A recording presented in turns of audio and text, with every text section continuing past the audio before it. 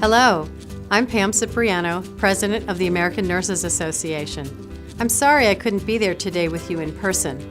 The theme of your meeting, Ethical Practice, Quality Care, is especially relevant given the extraordinary importance of nursing ethics at this time and aligns with ANA's designation of 2015 as the Year of Ethics. As you know, last fall, the largest Ebola outbreak in history reached U.S. soil, and 2 of our nursing colleagues were infected. During this unprecedented event, ANA's constituent and state nurses associations were a voice of calm and a trusted resource for the public at large. Ever since, ethics and the safety of nursing work environments have been front and center. Though Ebola is relatively rare, nurses confront infectious diseases every day as frontline healthcare providers. In Guam, you are facing dozens of new cases of whooping cough. The reemergence of this preventable disease is precisely why ANA recently updated our position statement on immunization.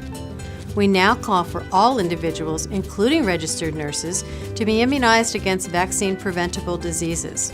Further, ANA will be working this year with the Association of Professionals in Infection Control on an awareness campaign.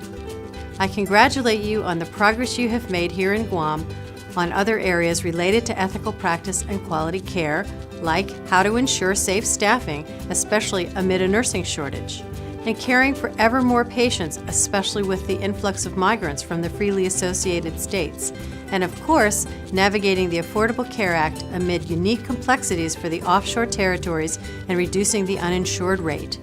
For all of this, I want to recognize the Guam Nurses Association and you, its members, for your leadership as the voice of professional nursing in Guam, where America's day begins.